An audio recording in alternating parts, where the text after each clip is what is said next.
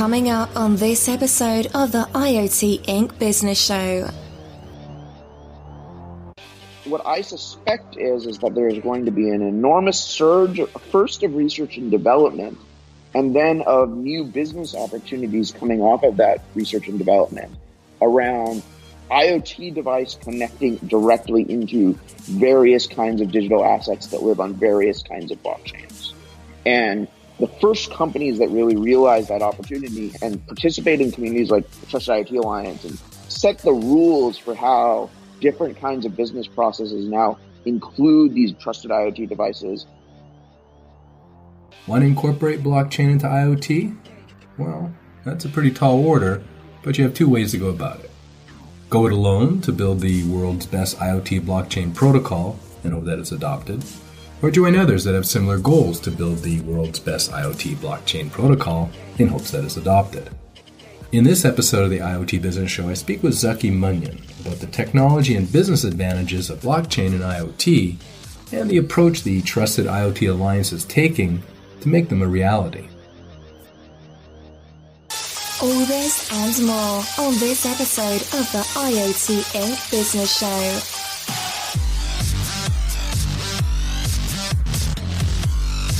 The people, the business, and the technology of the next generation internet. This is the IoT Inc. Business Show. And now, here's your host, Bruce Sinclair. Hello and welcome to the IoT Inc. Business Show. This show is for business leaders and managers employing the Internet of Things for their business or the business of their customers. I'm your host, Bruce Sinclair, and I interview the industry's leading authorities to find out how they use IoT to improve business and create value. If you like this show, subscribe to it on iTunes and go to iotinc.com to check out my complimentary articles, videos, meetups, and webinars. I want to give everyone a heads up on the IoT Inc. certification training program I've been working on since April. It's based on my book and the live workshops I've been doing over the last 3 years. The program consists of 3 courses: IoT Tech, IoT Business, and IoT Strategy and Operations. I'm going to have a few beta students go through the course at a greatly reduced rate to get some feedback before I open it up to everyone else. If this is something you want to find out more about, please contact me at bruce@iotinc.com. And remember, there's a hyphen between the IoT and the Inc. And with that, I give you more blockchain. With me today on the IoT Show is Zaki Manian. Zaki is the Executive Director of the Trusted IoT Alliance, the co-founder of SKUchain, and an advisor to numerous blockchain projects. Zaki is a software engineer and cryptography expert focused on the community and governance functions needed for blockchains to succeed. Zaki, welcome to the show. Nice to be here. So for blockchains to succeed, what's your view from a percentage point of view? How much of it is technology versus community and governance versus business? I would say that the unknowns, the real experiments, can this even work at all questions are now more becoming community and governance questions and less technology and use case questions. And what do you mean by that? So I've been in blockchains for what is in blockchain terms a really long time. I got into the space sort of in 2013 during the first sort of big Bitcoin price run up. I started a company in 2014 in the space, SKUchain. And so as a result, I've been in this space for a long time. And in the beginning, the first question was, there were a lot of technology unknowns. Can we build these blockchain systems? Will they work? Will they be secure? Will they scale, etc.? Right. There were a lot of unknowns then. And then the other big question was, are they useful for anything? Is there a point to doing this? Are any of these applications that we're talking about, is there going to be market acceptance of any of this? And I would say that, what we are seeing this year, I think from the point of view of a lot of insiders in the space, a lot of those questions are answered. Okay. In the sense that we have enough promising, we know a subset of the technology works really well. We know it's secure. And we have enough promising approaches to overcoming the challenges in the technology that we feel like we can overcome most of the near-term technical challenges. Now, when you say the challenges, are you referring to, I guess, computational effort that's required to, use the blockchain at scale? Our biggest sort of the biggest question that has emerged in blockchain. So in the beginning, it was just the question of whether or not sort of decentralized peer-to-peer software, whether or not these protocols could be secure, whether or not we would have intractable attacks.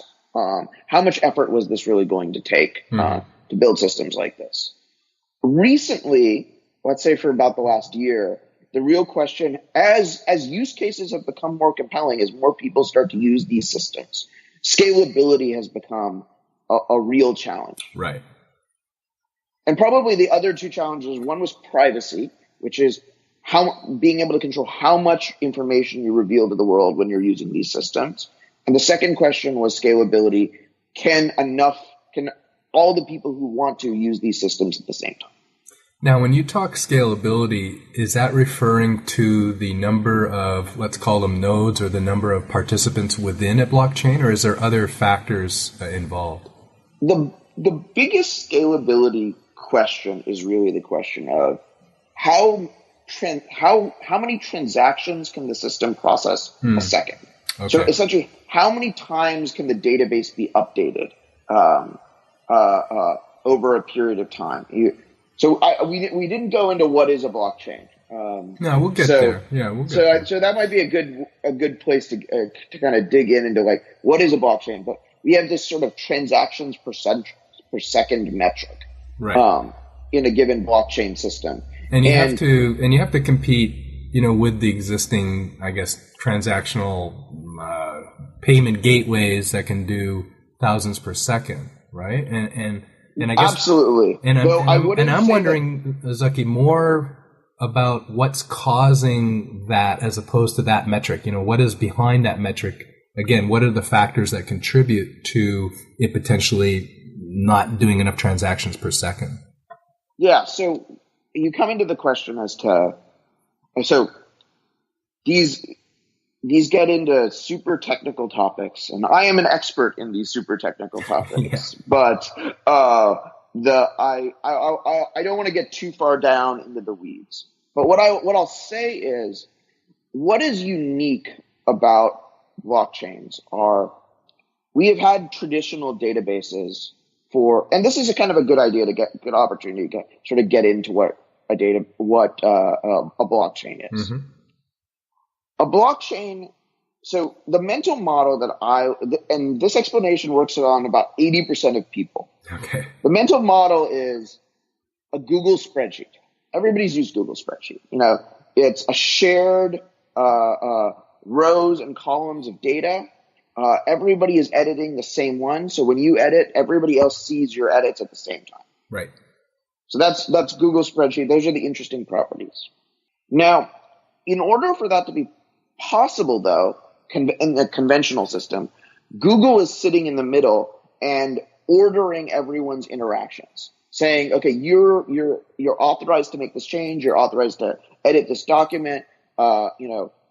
Zaki has edited this cell, and then Bruce edited it. So it's now Bruce's edit that is the edit of the document that everybody else sees." Mm-hmm. So the first breakthrough, the fundamental breakthrough of a blockchain is to be able to do that without the Google computer in the center and without having to be sure that all of the other computers that are interacting, that are sharing the single spreadsheet, the single ledger, mm-hmm. that they're all trustworthy and cooperative, that they're all going to follow the rules of the protocol. We needed to build a system that allows people to break the rules, but everybody to still see the same spreadsheet. Okay. So then what happens? So you got this shared spreadsheet. This is the shared ledger concept. Yep. Now imagine that, one column of the spreadsheet is account numbers, and the other column of the spreadsheet is the amount in each account. Okay. And so we're going to apply a rule. The rule is that the total amount of money in the system can never change. That the total of all of the accounts must always be the same. Mm-hmm. So anyone can make an edit, but when they edit the system, they need to be able to when they edit the system, it has to check and it has to maintain that total is always the same. That prevents you from creating money from nothing. So that's the next level that's built upon it. And then you have a third problem, which is how do you know who has the right to edit a given account? If you've got your account on this list, you don't want someone taking 500 out of yours and giving it to themselves. So instead of having account numbers, we have cryptographic keys. We have public key on the account next to the amount that's in it, and we have a private key that stays with the user. Mm-hmm. And any update that changes that account needs to be signed by the private key of the user. So you have Google Spreadsheet. This Google Spreadsheet doesn't have any Google computer in the middle. It maintains this invariant. It says always the total must equal the total amount of money in the system can never change. And then every account has a cryptographic key associated that authorizes changes to the amount that's in that account. Okay. Once you have that, you have a cryptocurrency. Now, you're talking about a cryptocurrency. Now, you can obviously have a different rule than the total amount of dollars, or, you're using this metaphorically, aren't you? Yeah. So you can express essentially arbitrary sets of rules in these systems. And this is where this whole idea of smart contracts comes in. Right. Because what smart contracts are the ability to write programs that sort of dictate the way in which updates to the system will then occur. So and so the number of different systems that can be designed like this is sort of boundlessly large. Mm-hmm. And a big part of the whole blockchain space has best been building out all of the different potential ways such a system can be designed. Okay. So the design? But where we came from, so I just want to kind of bring us all back to that scalability question. Yes. Everybody knows or software engineers have known for a long time how to build a Google spreadsheet effectively, or a shared ledger. If Google is sitting in the middle, connecting to everybody and intermediating every interaction that scales to thousands, millions, hundreds of millions of people interacting with the same system. But when you take Google out of the middle, when you take that centralized trusted party out, it creates a whole new set of computer science challenges. And those computer science challenges are why the first generations of these systems have been 3 to 10 transactions per second. Okay. And that's really where it's that one thing that we take out, which is having that Google in the middle. But it's taking out that Google in the middle that really gives us this new security property, which is no one is the administrator. There is no person who has unilateral authority to go in and change anything about the shared ledger. And the price we pay for that in order to sort of make that property possible is some degree of restriction in how fast we can process data. Now, again, I want to just push a little bit more on this. The processing, it's 3 to 10, let's say the first iteration, and I'm sure we're going to talk about the evolution, but let's say it started at 3 to 10 transactions per second. Yep. Was it computational speed that was what was holding it back? What are the metrics that are holding back, and then you can then move into where we are today? So for a bunch of computers on the internet to come to an agreement without any centralized party is called consensus. Right. That's the term that is used to describe this process. And the consensus process goes with the consensus process that you have to enable. So in order to have a consensus process that tolerates malicious parties as part of it, you need Byzantine fault tolerant consensus. Mm-hmm. And so what is happening is these computers are running various cryptographic protocols. And before Satoshi, there wasn't ever, before what Satoshi invented with Bitcoins, Satoshi invented something that was really unique, which is a cryptographic consensus protocol that anyone could join just by starting to solve puzzles, cryptographic puzzles on their computer. So anyone could join this consensus process, thousands of computers. Now, we've ended up in a kind of state where effectively, maybe about 8 to 10 parties on the Bitcoin blockchain are actually participating in this contest at a meaningful level. But when you rolled out the system, anyone could join. Okay. And they didn't, they could just join with their CPU on their hard drive. And that is an incredibly powerful thing because it really allows the system to recover from any kind of failure. So like, let's say the guy who's participating in the consensus and producing, ordering the system, let's say his computer gets hacked or his power goes out or his internet connection goes down. Someone immediately and very quickly takes over and continues the process. And so the cost of that, though, the ability of anybody to just step in and take over without any other sort of complicated recovery process has there's sort of an inherent cost of that the easier it is to recover from failure, the slower the system processes transactions. Okay. But as these systems advance, we're able to make these trade-offs in a more fine-grained manner, and that is why I'm hopeful that we're going to see massively higher, faster, more scalable systems start to be deployed in the next year or so. And the increase in speed will be from algorithm changes?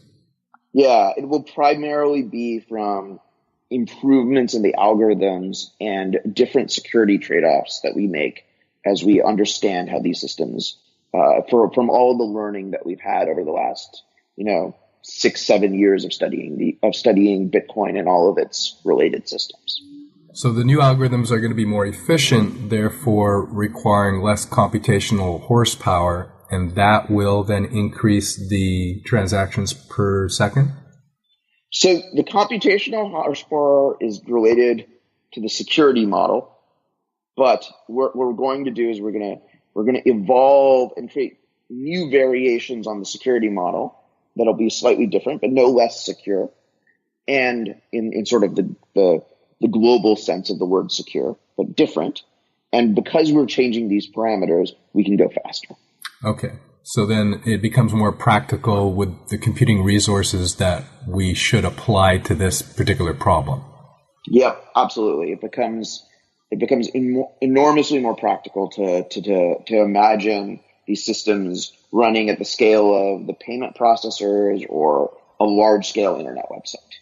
So where are we, just to get some metrics, what's the speed of the payment processors? And you mentioned first generation was 3 to 10 transactions. Where are we now? And then where do we project it to be?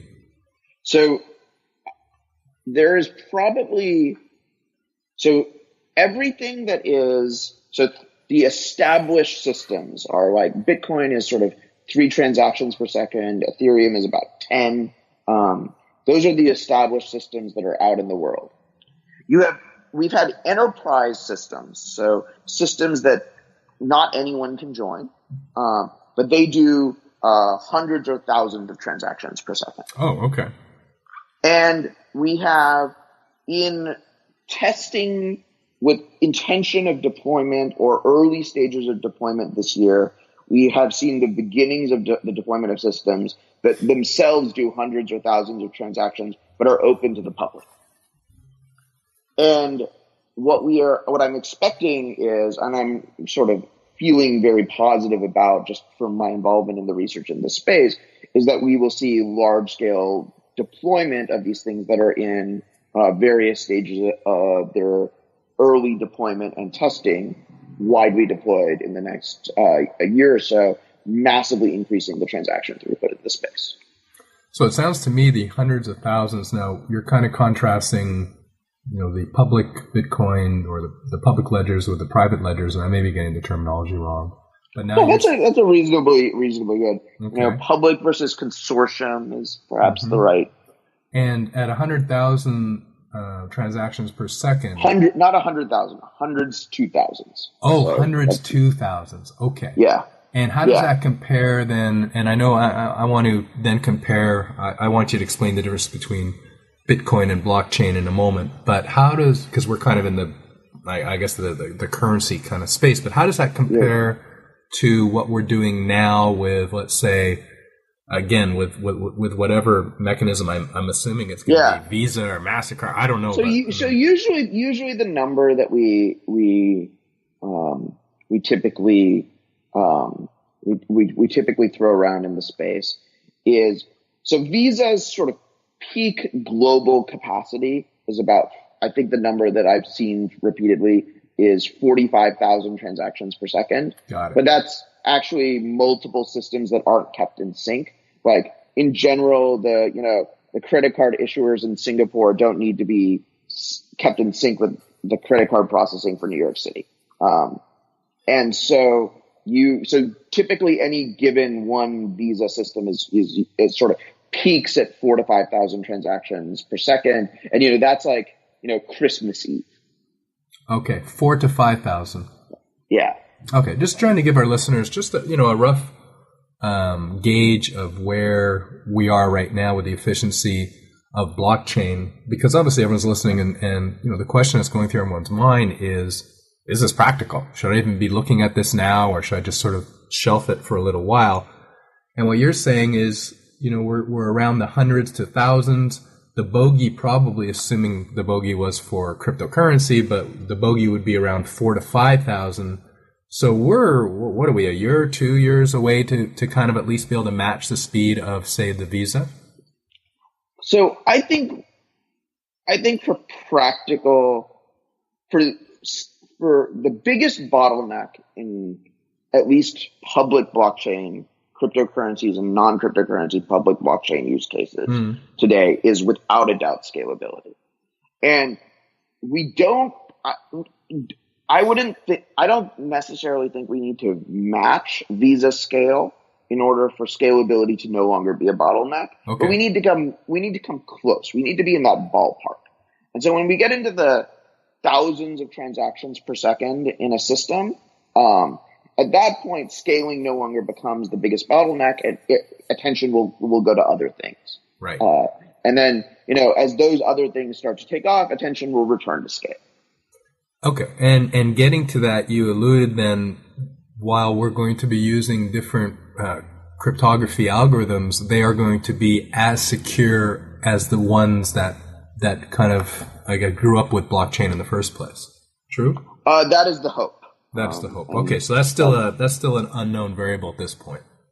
Yeah, I would say that there's a lot of really good work being done in this space, and in general, I'm confident that we will be able to produce things for the community. That we, at the blockchain community, will be able to produce things for the public that are secure and scalable. Okay. Well, please clarify for everyone, because we've kind of been going back and forth, but what's the difference between Bitcoin and blockchain? So Bitcoin is the first blockchain. It is, the word blockchain doesn't even exist in either the original Bitcoin code base or in the original Bitcoin white paper. What Bitcoin is it was conceived as a system in which there was no central authority. So it was the first practical system without a central authority that could be deployed and given to strangers on the internet to interact with each other over, yet could still remain secure. So that was the breakthrough that was Bitcoin. What Bitcoin is a system where there is a single unit of value. There is a singular unit of value, and that singular unit of value is transferred back and forth between users, They have a small programming language that can define what the rules around that programming language could be, and people have come up with clever ways of using that programming language to implement things like micropayment systems on top of Bitcoin. But as an ongoing matter, Bitcoin is a very conservative design. It's all I want to do is I want to make a form of internet money that people can peer-to-peer send back and forth to each other to support their economic goals, that they can save, that hopefully speculators will purchase, and that speculation will drive demand for the system, and eventually that will drive use cases. So that was basically the vision of Bitcoin, and it was very much the first system. And it's synonymous with cryptocurrency. Is that correct or false? Yes. Okay. It is synonymous with this idea of units of value that exist in blockchains that have properties that are like money or a digital asset. Okay. What probably the most significant thing that has happened this year is, so if you look at the kind of the storyline, so like the storyline is Bitcoin is released as software in 2008. Almost nobody except a very small, tight-knit group of what are called cypherpunks were paying any attention to Bitcoin.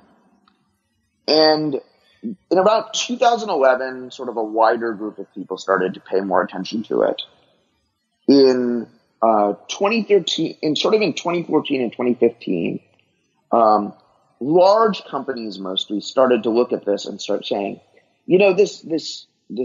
this question of having a shared authoritative database that no one is in charge of seems like it might be applicable to lots of business problems that we face between us and our business partners. Yes.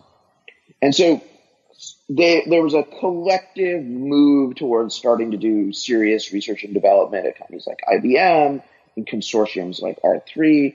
And that was kind of the story of sort of 2013 to 2016. Okay. In 2016, a public blockchain that was not really oriented around the currency application, but really oriented around extensibility. Like, you can try to use this thing for anything you want, which is called Ethereum, launched. And the story of Ethereum has been the massive increase in valuation of Ethereum and its emergence as a potent fundraising platform that has sort of then completely transformed the blockchain sector in 2017. Now then, relate that. So when we say blockchain, we really mean all of these things. We mean using these distributed ledgers as a monetary and money system. We mean using them as a shared ledger and a shared source of truth for businesses that are interacting with each other, that rather than sending messages and email and API calls back and forth, we actually have which we have to reconcile with each other. We instead have this shared ledger. And it means these public, extensible, programmable platforms that could potentially be extended to a huge variety of different use cases. But so far, their most successful use case is as a fundraising platform.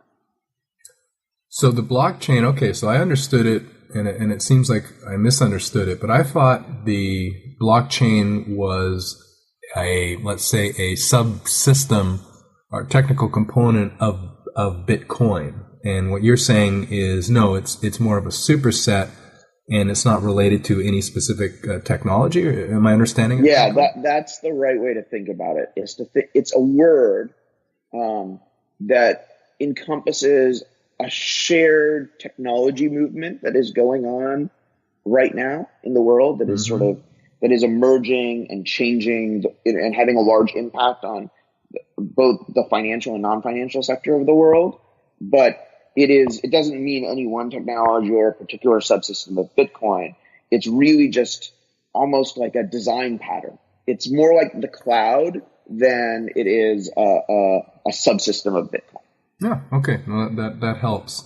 All right, well, this is a good transition then into applying Bitcoin, or I should say blockchain, to IoT. So can you tell me, maybe you have experience in blockchain, obviously, and Bitcoin, but can you maybe tell us your experience in IoT, and then how did then, I mean, you mentioned in 2017, 2016, we're now applying it to different business problems. Yeah. And shared truth is a huge one for IoT, but maybe can you just talk about that transition and transition us into IoT and blockchain and why it's important? So I think the IoT question is actually probably one of the, not this year, not next year, but maybe next year. But as we go down this the journey, the intersection of IoT and blockchain is going to be one of the sort of biggest open questions that could sort of either really enhance the potential of IoT and enhance the potential of blockchain, or if we don't get it right, really perhaps delay both systems from really trying to find their real value in the world. So let me kind of walk through my sort of story that led me to being executive director of this foundation, of the Alliance. And the Alliance is a not-for-profit. We are a consortium. We have big companies like Cisco, Bosch, Gemalto, US Bank involved, and we have many startup companies. SkuChain was one of them, which is a company I've co-founded, but I left to become executive director of the Trusted IoT Alliance. And what really was the sort of the formative notion of this is, so 2015 and 2016 were really the years of deep banking, deep exploration by the banking sector of all of the possibilities of blockchain. Cryptocurrencies, non-cryptocurrencies, shared ledgers, all of that stuff. Because they're freaking out, right? Well, freaking out is the wrong word. Right. I'd say intrigued is the right word. Okay. Really intrigued and smelling money. And so what happened in the blockchain, what happened in that time period is, so SkuChain was exploring lots of opportunities, and it has been exploring lots of opportunities for blockchain to integrate with trade finance systems. And so one of the things SkuChain did is we did the first international transaction where it was a real transaction with real money, 86 bales of cotton going from Houston to China, Commonwealth Bank on one side, Commonwealth Bank of Australia, Wells Fargo on the other, all big brand names, real live transaction. Yep. And there was one piece of it, which was we had a GPS sensor that was already there in the shipping container, and we used that as as part of the smart contract that dictated the flow of funds between the parties. And basically the way a trade finance contract will typically work is the seller will have a contract that says, I will pay you once you prove the goods are on the ship. Right. So that's like traditional 400-year-old trade finance contract between parties. But we introduced this very 21st century piece, which is how are we going to prove it? One of the ways we're going to prove it is this GPS sensor tells us that the goods are on the ship. It was a great and incredibly intriguing, and the entire world found that piece of it really powerful. But then you kind of go back and you ask the question, okay, what does it take to do this for real? What if we wanted every shipping transaction in the world to use GPS sensors as part of the proof that the goods are on the ship? Well, what would it take to make that future happen? And it became very clear to me that there was no way, this was not a product that a startup company goes out and builds. That you don't go out and say, I'm SkuChain, I'm going to raise a bunch of money, I'm going to go out and build the end-to-end blockchain collateral stack for the shipping and for the entire global trade industry. there's a huge number of reasons why that is not a successful business strategy. But there's this incredible value out there. So I started talking to other people in the blockchain IoT space, and we got about 40 companies together in a house in the Berkeley Hills, and we just started hashing this out and being like, "Do you guys all see this possibility? Do you see the incredible value that we could create? And do you also agree that nobody's going to be able to create this value by themselves? That this is going to be a collaborative process?" Mm-hmm. And so as we started working together, we focused on this whole. We realized we needed an alliance, and really the Trusted IoT Alliance has become an alliance in the blockchain space like no other. There is no. We're unique because we're a not-for-profit. There's no startup company in the center, but we are a collaboration between many startup companies and many large enterprises.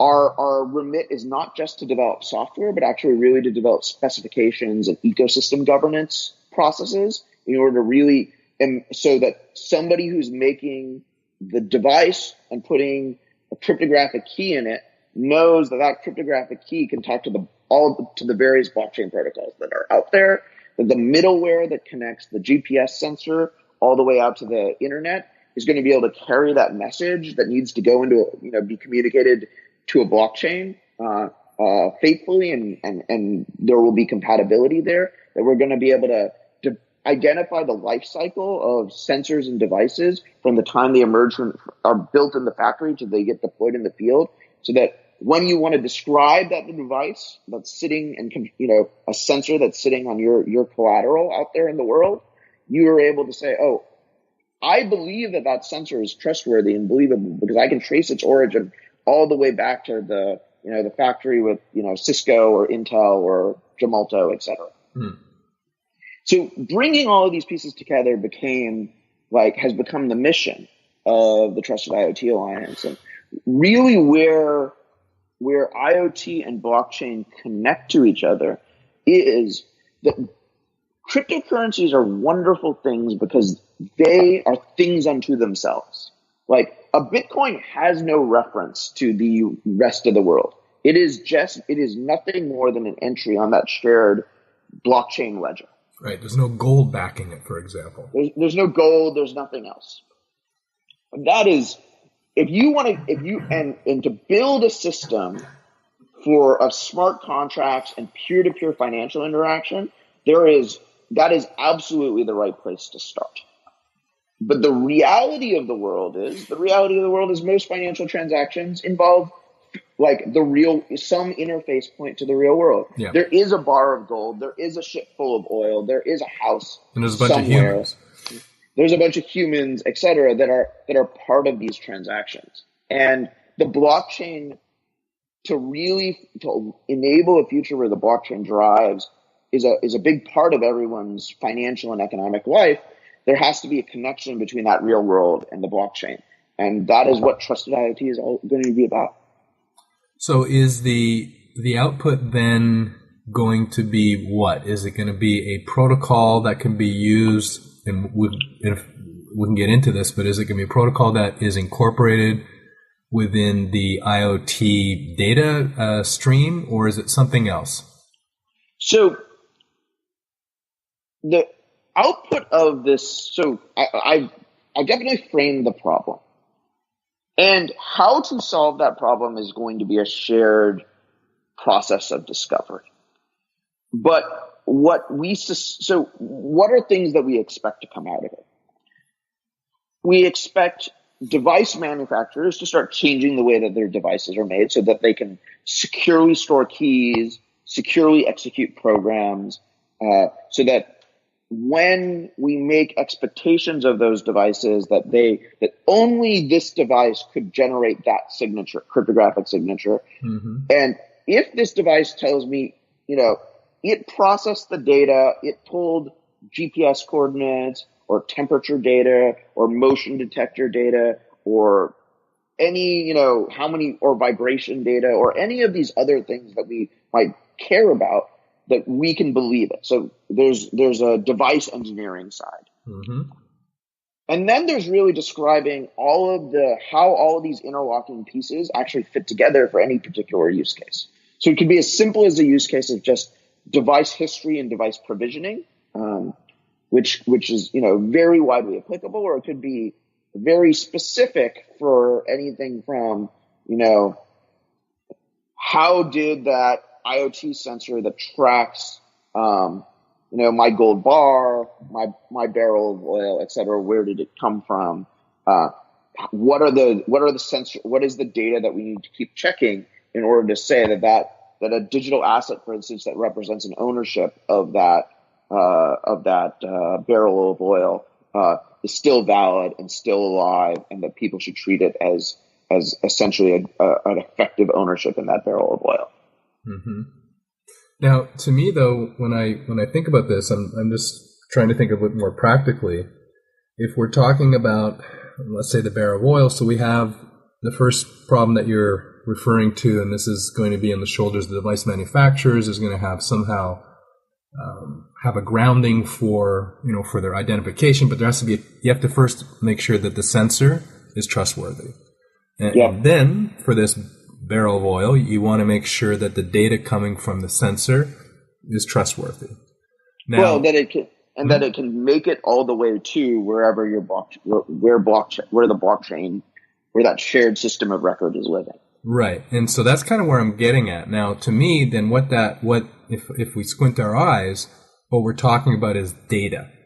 And now, the data is a payload, and it's wrapped around, by a number of different protocols to help with the networking, the radios, and then eventually the application itself. There's an application protocol around in IoT. So now what I'm wondering is this wrapped around, where is this? I'm just thinking practically how, this would fit into an existing system, IoT system. Where is this data stored? Is it just part of the payload, or is it another protocol that's wrapped around the payload before you wrap around the application protocol? You know where I'm going with this? Absolutely. And the answer to that question is the membership of the Trusted IoT Alliance is figuring out the answer to this question as we speak. Okay. And the way I could give you some examples. So probably early next week, I'm not sure when this podcast will go out, so it'll be a couple of days. Mm-hmm. It'll probably be online by the time this podcast goes out. One of the Trusted IoT Alliance members is going to be open sourcing called Oken Innovations, is going to be open sourcing a library by which IoT devices can use identities on the Ethereum blockchain and sign cryptographically their MQTT messages which is a sort of widely deployed IoT communications protocol, with those identities. And they actually developed this protocol as part of the collaboration with Toyota to enable a blockchain-enabled ride-sharing system. But it's very general to all kinds of IoT applications. But it's a great first stab. And one of the things that the attitude of the Trusted IoT Alliance is very much the only way we're going to learn it is by doing stuff and working together. So this, Oken and Toyota had a very specific problem they were trying to solve, which is, making actions on the Ethereum blockchain interact with a particular car. They built this protocol. I think they believe, and we believe, that there's a good chance that maybe that's generalizable to lots of different applications about how they've interfaced the blockchain cryptography with the MQTT IoT layer.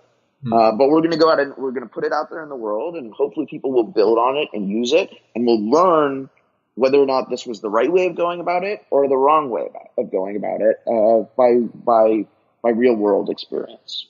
Okay. Yeah. No. And that approach, we'll see. I guess if that works, but I think it holds water at a high level. So for everyone listening, MQTT is one of the, let's say, 5-6 most popular application protocols that are using IoT, and the application protocol wraps around the data payload to give it some sense, what it is and where it came from and how it's computed. And then here, this is adding to it a signature for identity. And so, I could see that working. But I think what you're saying is, that might work, but we're still trying to sort it out.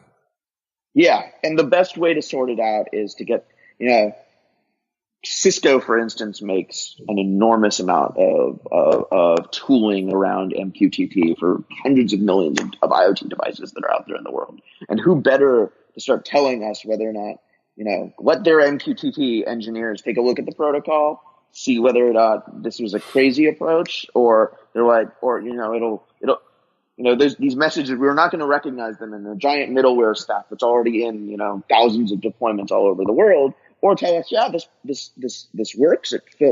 It's a plausible way of relating identity from the Ethereum blockchain to IoT messages, and maybe we can build the next things on top of that. Yeah, no, that makes sense. Well, let's shift from technology to business now, and I have to admit, to everybody, and everyone knows that I'm relatively new at this, looking into this, but for me, what came up immediately as being a useful use case, and you kind of referred to it earlier, but that is the transactions that are involved around an ecosystem. And, just for everyone listening, the ecosystem is brings together the producers and the consumers of the IoT tech in order to monetize it. So right now, if you are dealing with a number of companies that are trying to deliver an outcome for a customer, it's going to be more of a legal contract, and I've been involved in this with some of my clients. It's going to be a legal contract that defines the payment scheme, let's say, among other things, also data ownership and a few other components. So to me, at a high level, being a newcomer to trying to understand how blockchain fits in IoT, that's real fertile ground, because we need to have efficient ecosystems to actually deliver on what I believe is IoT's killer app, and that is being able to deliver outcomes. Can you talk to that a little bit, or is that kind of a focus that the Trusted IoT Alliance is looking at, or is there other areas that are deemed maybe more important at this particular time?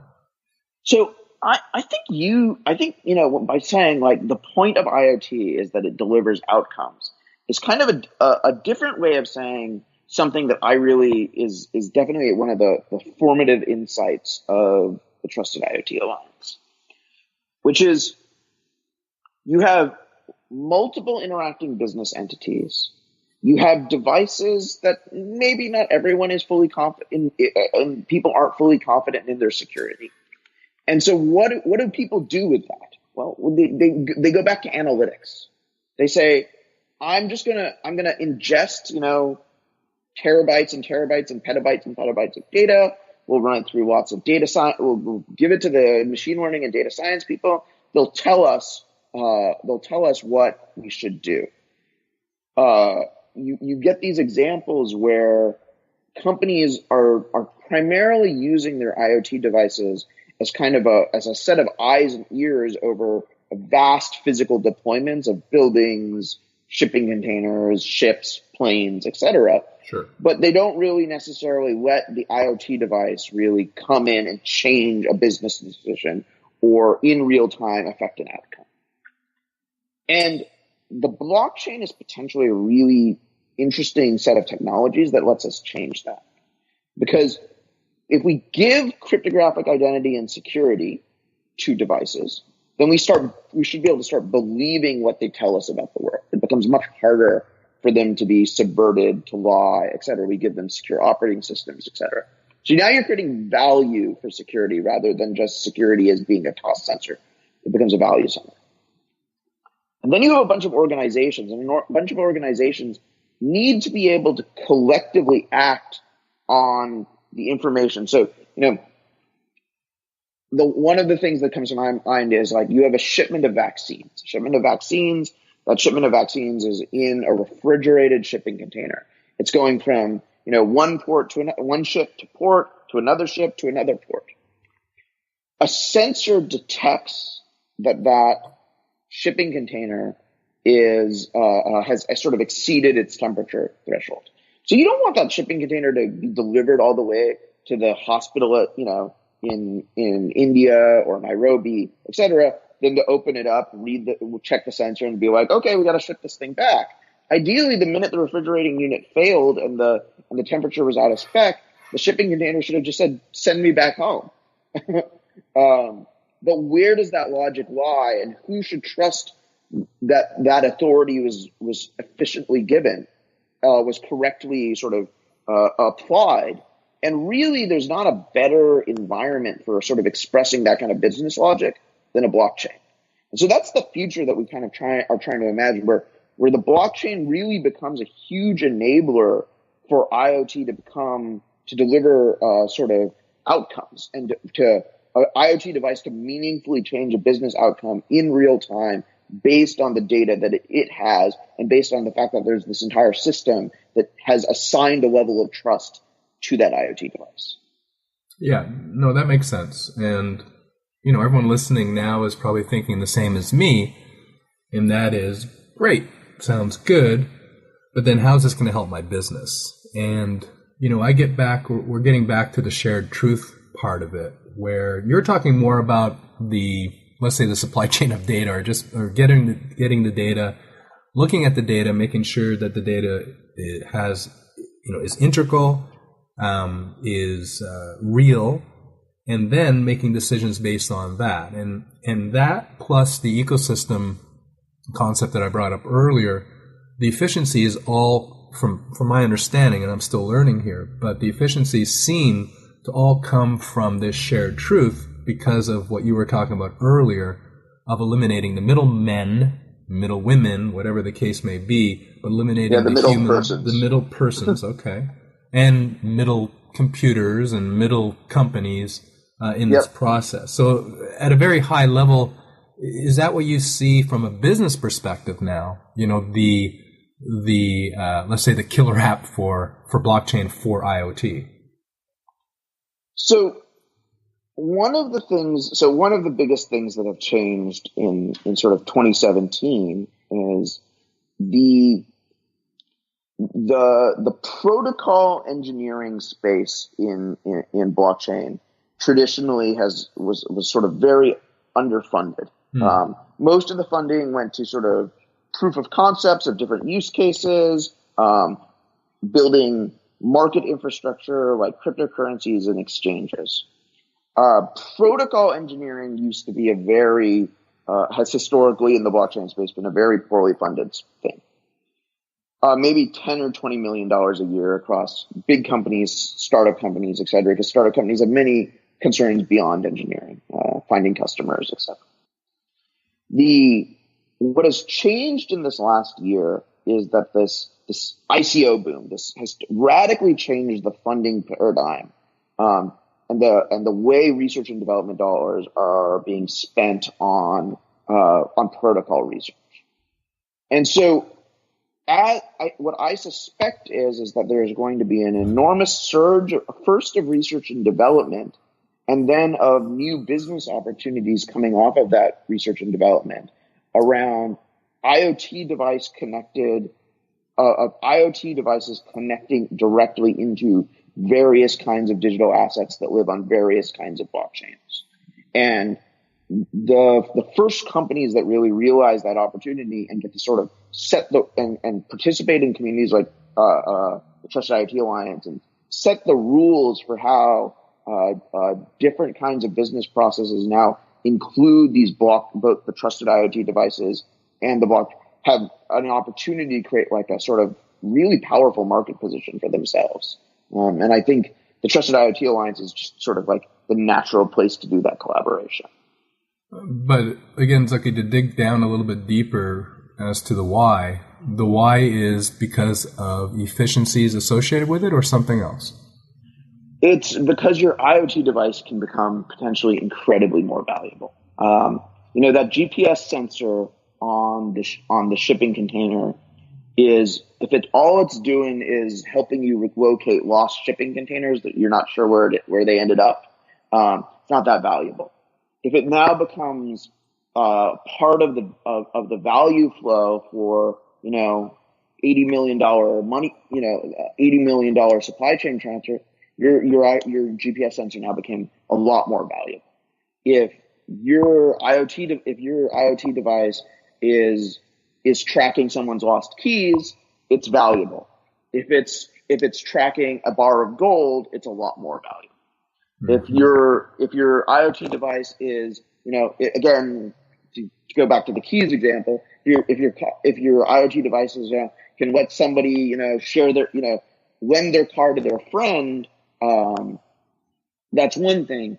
If it enables this sort of blockchain powered ride sharing service, and your car is out there making you lots of money when you're not driving it, that's an entirely new business possibility. So there's fundamentally new businesses and fundamentally higher value businesses that can be built around IoT where it connects to blockchain, and in really entirely new markets that are accessible to business people who are in the IoT space. And there's just like a huge, we're sort of at the moment where this stuff needs to get started. And I'm hoping to work with the members of the IoT Alliance to really enable that to happen. Okay. Yeah, so it does sound like this value that you're talking about is being created by basically having an efficient way of having trusted data. And there's a directness to it that is really important. What am I trusting? I'm not trusting the ship captain. I'm not trusting the shipping company. I trust in that sensor on that device because that was the sensor that was put on the device when it left the factory or whatever. Yeah, and then you're describing the business value then because if there is trust there, then you don't have to verify the ship's captain. You don't have to verify, the systems and so forth. And it just makes that data a little bit more refined than, you don't have to necessarily process it a little bit more just to kind of use it's just like, people become confident enough to make like an instantaneous business decision. Oh, I'll buy that bar of gold for you. I don't see it. I don't know anything about the vault where it's stored, but I've got this sensor and it says that it is correctly stored and it's signed off on that data. And okay, that's good enough for me. I'm willing to make that transaction with you. Everything that you can do to decrease that time where you have to de-risk a decision before you can make an economic transaction is just a huge value addition to the economy. Yeah, yeah. So what do you think, Zaki? I mean, how far out are we right now? I mean, for the business managers that are listening to us discuss this, a question on their mind, and it's on my mind, is, well, should I be looking at this now? Should I be parking this for a couple years? What's your advice then for everyone listening to, I guess, how to embrace blockchain at this particular point in time from a business perspective? So from a business perspective, I would say what has happened in blockchain this year, I was expecting to be at least 3 years out. So my entire time horizon of what is going to happen in this space and how quickly it's going to happen has been enormously sort of compressed. So what I suspect is, and there's just, we're suddenly completely in this space, completely largely unlimited by access to capital. We have the access to capital, we have the access to engineering, and it's really just how fast can we go now. And so I suspect that the rules that will govern a lot of the future of these industries are being written now. And that sitting on the sidelines is probably the riskiest play right now. So you're saying keep informed. Keep informed, dive in. Without a doubt, what I tell to every single person in business is don't necessarily go out and say, I'm going to create my own blockchain initiative. Come to places like the Trusted IoT Alliance, because I'm sure you do business with companies either in the alliance or not in the alliance that are already doing things in blockchain. And there's a huge opportunity to get involved in your ecosystem's existing blockchain initiatives and really start writing, sort of defining how the future of your industry is going to work, where parts of this business logic are going to actually live on these blockchain systems. Okay. No, and I agree with you. I mean, there's no sense, this is very similar to networking. There's no sense to reinvent the wheel here. This isn't part of, very few companies' core competencies. So contribute, be part of what's happening now as opposed to trying to invent it. And have a voice, because the last thing you want to be is for everybody else in your ecosystem to have written once these systems get out there and are deployed in the world and people start using them, changing the rules is going to require Herculean effort. So you might as well have a stake and a say in how those rules apply and how they are going to affect your business. Because there is going to be a cost to, everybody else in your space says, okay, this is the way devices have to be authenticated on blockchains. This is the kind of keys they have to have. Mm-hmm. This is where the processes for deployment. This is how we're going to verify trust, etc. And you show up, and all of these decisions have been made, and large manufacturers are putting devices, and you'll just have to comply with them.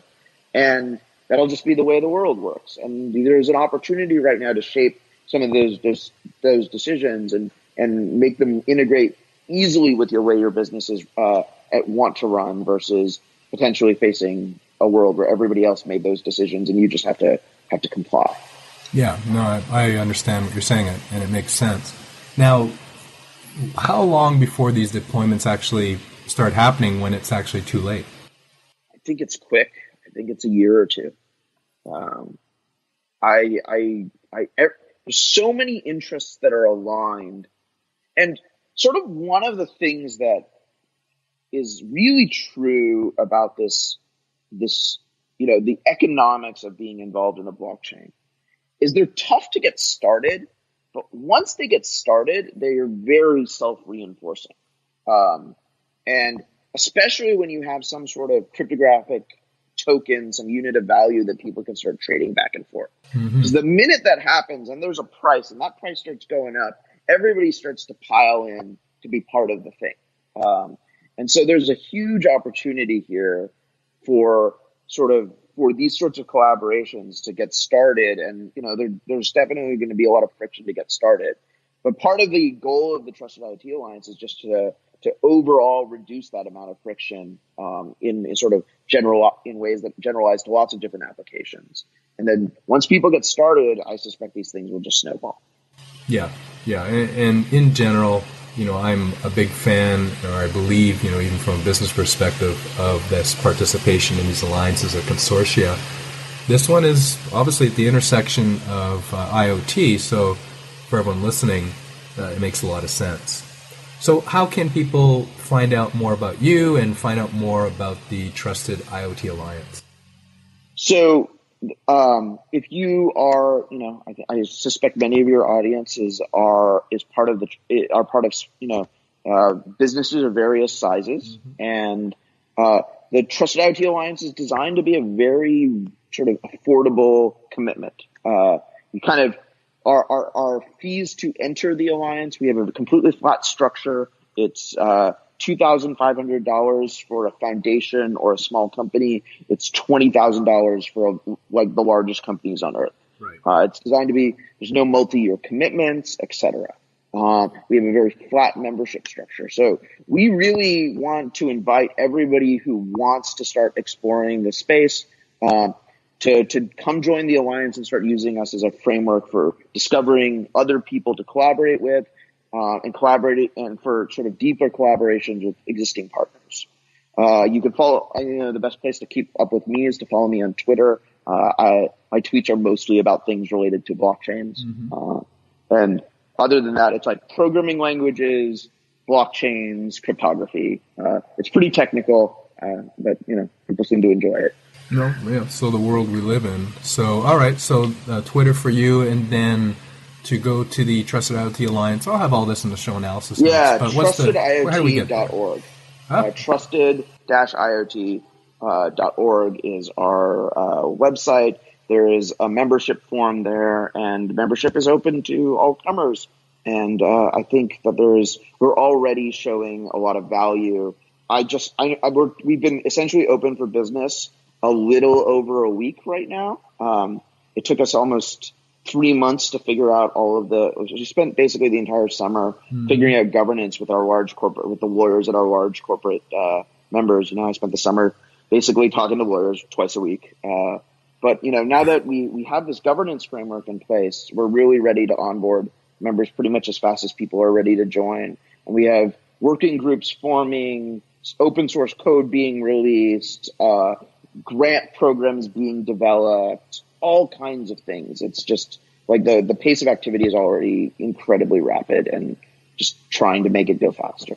Excellent. Well, I think $2,500 is, there's obviously the time associated with it as well, but the monetary investment's pretty low. When's the next? The time investment is designed to be a barrier to no one. Yeah. But the time investment is more substantial because you can put as much time as you want, but hopefully it should just simplify things that you were doing anyways, like trying to work with a bunch of customers and partners around defining product and figuring out what your integration points are, et cetera. And rather than reinventing the wheel about how to build those sorts of collaborations, a lot of it can probably just be put into the Trusted IoT Alliance. All of our board is very committed to giving our members a lot of flexibility in how they use this sort of toolkit for collaboration that we've built. Excellent. All right, Zaki, well, I appreciate it. I think you've laid out the blockchain for us in I like the 3-part analogy, starting with the Google Docs.